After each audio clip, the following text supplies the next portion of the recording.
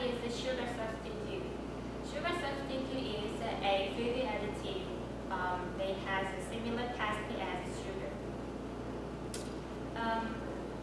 Sugar substitute has fewer calories in comparison to sugar. Some sugar substitutes has synthetic, and some are natural. One type of sugar substitute, high intensity sweeteners, is artificial sweeteners. It is many times sweetener than compared with common regular sugar, sucrose. So small amount of sweetener is required. With this, it is available to make a sugar-free product such as soft drink, cookies, and bakery. This is a graph of sugar consumption. Well, in the United States, yogurt consumption is increasing annually. In Canada, among daily products, yogurt has shown a strikingly increase. And some researchers say yogurt consumption, weight change, and risk of overweight. This means this article about the weight change. I want to expression of reducing the overweight. And also global stevia market is increasing annually. Actually, these slides are for some background for this article. So because of that reason, I choose this article, sensory evaluation of the strawberry flavored yogurt with stevia and sucrose action. To prepare the abstract, so I put the overview. There is overview and some abstract. Obesity is a global problem in the world. So food industry is to produce a low calorie product safe for human health. In this study, plain yogurt were produced by fermentation with the ABT5 cultures and flavored by addition of 0.2 milliliter per 100 strawberry aroma. Yogurt were sweetened by addition of sucrose, stevia, and equal portion of stevia and sucrose with a different concentration, 3%, 4.5%, and 5%. Sensory panel determined that 60 grams of stevia was equal to 1,000 grams of sucrose. The best sensory evaluation had the yogurt sweetened with the addition of 4.5 grams per 100 grams equal portion of sucrose and stevia. Addition of sweetener were influenced the apparent viscosity. There is some information of stevia. Stevia is shaped like a plant. It belongs as the Raceae family plant. It is a very stable, high temperature and aqueous solution. Stevia is a low calorie value, so it is good for obesity and diabetes. Stevia is now known to have a beneficial effect for human health, including reducing blood pressure and helps in weight loss. This is about this research conduct.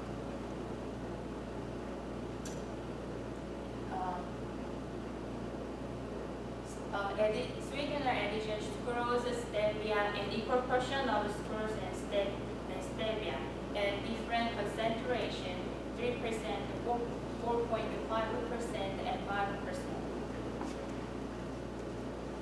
Now move on to result discussion. Like this table, the addition of sweeteners had no influence on the change of pH value. This is about sweetness evaluation.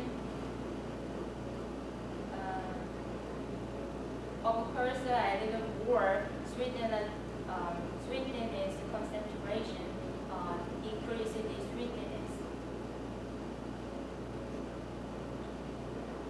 And equal portion of sucrose and stevia after a 3% concentration, equal portion of sucrose and stevia first day and after 7 days are not too much changing. This is about 4.5 equal portion of sucrose and stevia, and this is 5% equal portion of stevia and sucrose. And this is overall sensory evaluation. This is strawberry yogurt, 4-5.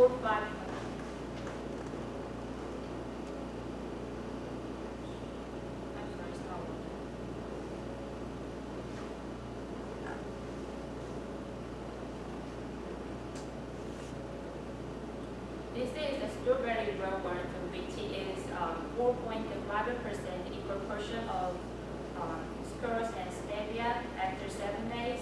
These are best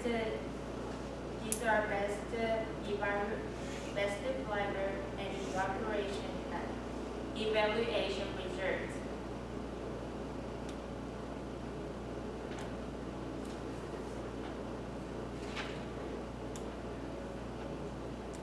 This is a little,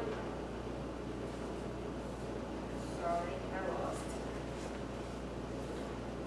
This is a linological properties. Compare first table is, I'm sorry, left side is the first day about linological properties, and right side is after 7 days. When compared to these,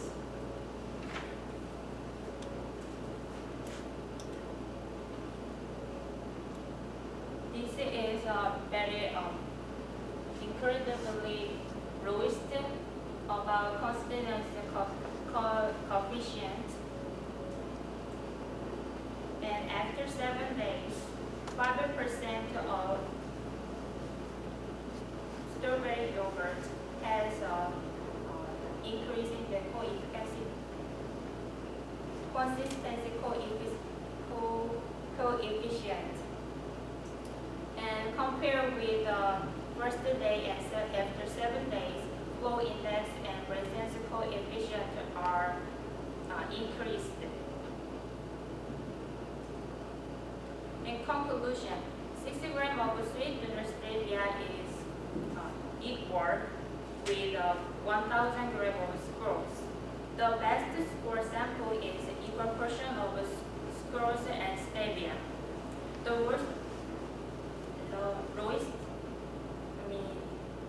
least score strawberry yogurt is with the stevia addition. It doesn't matter about sweetness concentration. The best sensor evaluated is addition of 4.5 per 100 gram equal portion of sucrose and stevia. And after 7 days of cold storage, sweetness occurred if you compared first day in sample with sucrose and stevia addition. Addition of sweetener wasn't influenced the apparent viscosity. Thank you.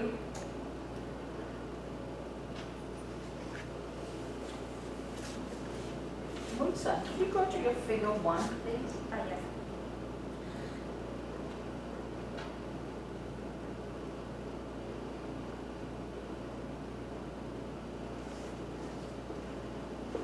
I'm sorry. The one right before the spider line. Keep going. This is a table 1, and this is a The next slide. this one. Yes. Okay, if you look at the C5% sweetener, right? See 5%? Yes. C5%. Yes. Compare C1 for day 1 and day 7 after cold storage. What do you think caused the increase? You mean these? Yes. These The C1 C1 for day 1 versus the C1 for day 7. This one. Yeah, there is What caused the increase? maybe I think the pH. I read difference of 0.1 difference in pH effect on the sweetness. So what do you say? pH went down, pH went up. Oh, is the pH down effect on the sweetness, but I think this increasing when compared with other concentration of sweetness, 5% is the highest of concentration of sweetness that actually affect on the change in the pH more, pH changing more. So I think 5% concentration of sweetness change the pH more increase. So sweetness also increased. Okay, so during storage the pH increased? Actually, decreased after storage, but 5% this concentration sweetness increased the pH. So increased the sweetness. Okay, but both are 5%, right? Just do it full screen. Your last set of bars, that is also 5% and that is also 5%. Yes. So what I'm asking you to compare is day 1 Yes. versus day 2 and C1, right? C1 of the left bar graph versus the C1 of the right bar graph. Yeah. I think sucrose increases the pH, so effect on the sweetness. And so sweetness went up. Yes. Could you differentiate these two terms for me? Yes. A non-nutritive sweetener and a low-calorie sweetener. I think the non-mean is cannot increase it when consumed the sweeteners. Body, the bloodstream cannot detect or read that sugar, sucrose, the body, but maybe low calories that is body can read of the sugar, but can use a low amount of the sugars. So just a low amount sugar depends on the calorie, low calorie. How many calories does 1 gram of sugar give you?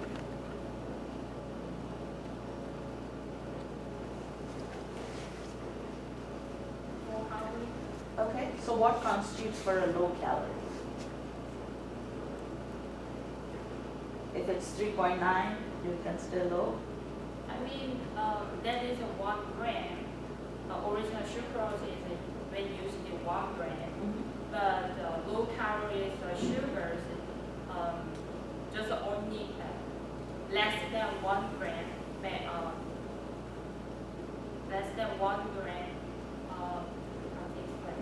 compare the regular sugar and low calorie sugar, when compare that, equal tasting, for making equal tasting, just can use less amount of that sugar substitute. Okay, now look at it this way. If you have 1 gram of your low calorie sweetener, Yes. 1 gram, and you have 1 gram of sucrose, Yes. okay? You said 1 gram of sucrose provides 4 calories. Yes. How many calories does 1 gram of low caloric sweetener need to provide to be termed as low calorie? So about the stevia, Any sweetener, not necessarily stevia. it's, I think I read some articles that just one very less 1 calorie, less 1 calorie. So the market said low calorie or non-calorie, maybe point to something, or just I said less 1 calorie. So the light drink, they also some, for example, some drink said non-calorie or zero calorie drink, but actually that has the calorie, but too much low, so can say the no calorie or zero calorie drink. So I think less 1 calorie or point to something, yeah, really. Okay, my last question is, what is, you mentioned stevia is important or plays an important role for diabetics, and also phenylketonuria. What is that? Look at your slide on stevia. Like you said, stevia is a no-calorie sweetener, good for, Yeah.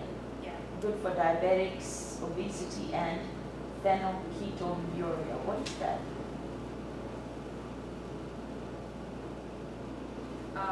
I'm sorry.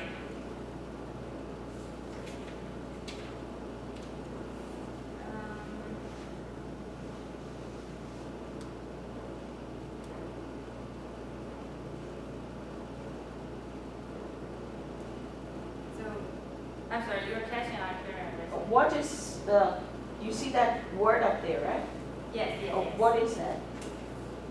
How do you describe, or what condition is that?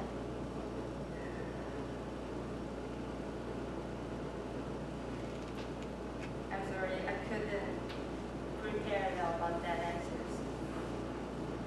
I just think about the diabetes and obesity in the bloodstream, but I missed that part, I'm sorry. Just looking at the word, could you break it down and tell us what it is? Yeah, phenol and ketchup. I cannot guess about the urea. Okay, that's fine, thank you.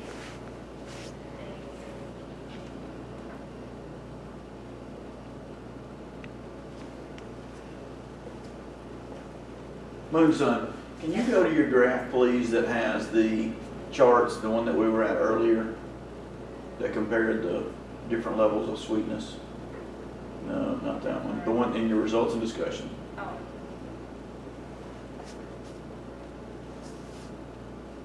This one? Yeah, let's blow that one up. I'm sorry. That's just it. Yeah. On the left slide, in that section A, on the first day of cold storage, there's some little lines there in that bar graph. What are those little lines?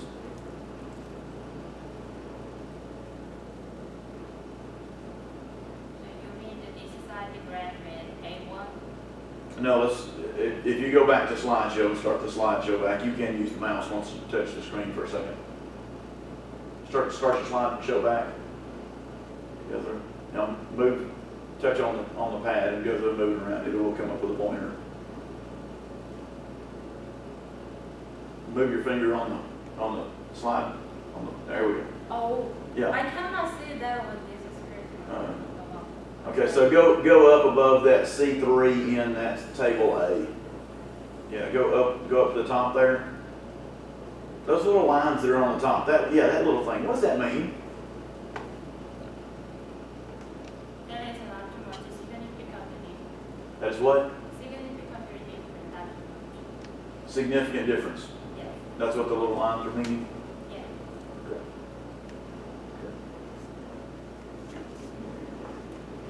And then let's go back to food chemistry, and I'm going to ask back to Dr. Ricky's question. So that if you go through and say that we have sugar alcohols, like xylitol, is xylitol a non-nutritive sweetener, or is that a low-calorie sweetener? Or is that just like a regular sugar? Actually, I didn't prepare about that, but I want to answer about that, about my thinking. I think sugar alcohol is not natural, that is synthetic. Okay, so if you had to label a sugar alcohol like xylitol as a non-nutritive sweetener, a low-calorie sweetener, or a regular standard sucrose type sweetener, which one would you say it is? But xylitol is more natural, but sugar alcohol is, I think it's synthetic, so processed. Okay, so- when I labeled you mean that when I labeled it about that? If you had to designate xylitol as one of those three, which one would you designate it as? A non-nutritive sweetener, a low-calorie sweetener, or a sweetener? When I see the product, when you see sugar alcohol, the product is a low calorie. Okay. And I have one more. When you went to your sensory, can we go to that sensory?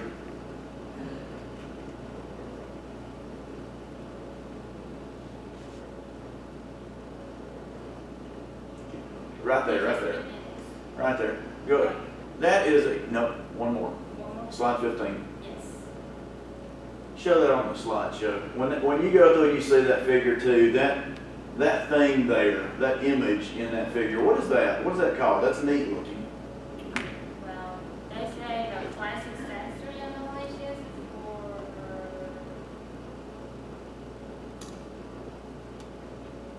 What Well, does the- it look like? Yeah, what do they call that type of test? they look like the dots or the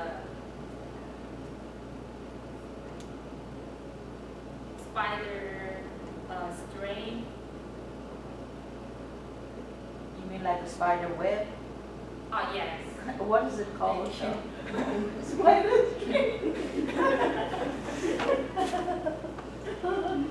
When I was standing in here, my brain is in the dark. Okay, what is this called? This kind of graph.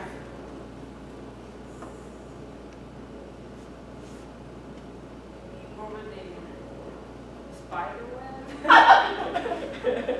You close. Why would you go through and use something like this on sensory analysis? Excuse me? Why would you go through and use something like this spider plot? Because it can compare easily as a visual. Can see all of them, or scores, the Torah scores can compare easily as a visual. Okay. Because each school can point this one, explain how much farther and how much closer can compare each samples. That shows the value. So this pattern they show the scores number.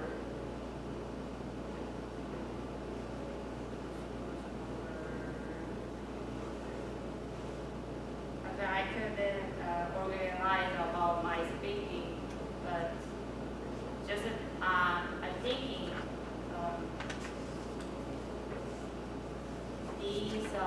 binds each other can show the association between them.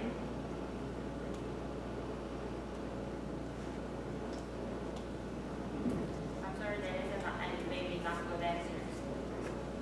I will study more. Any other questions? I had a question, it was kind of about the, what did you say, the fetal, what did you say it was, the fetal, the. Phenylketonuria. Is it called like PKU or something? Does it have something to do with, does it have something to do with phenylalanine? I don't know if I'm on the right track or something, but does it have something to do with, people not being able to process, phenylalanine? Metabolites. It's one inborn error of metabolism called phenylketonuria, PKU. So it's, It cannot the- break down to phenylalanine.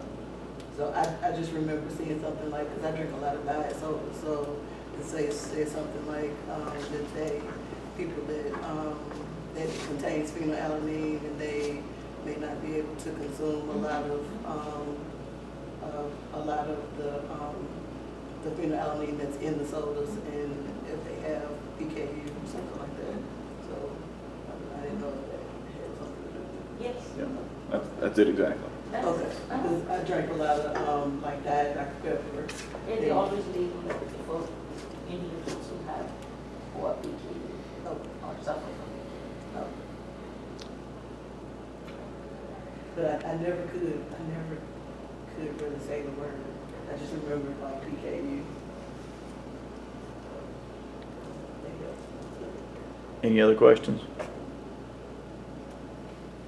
All right, thank you very much.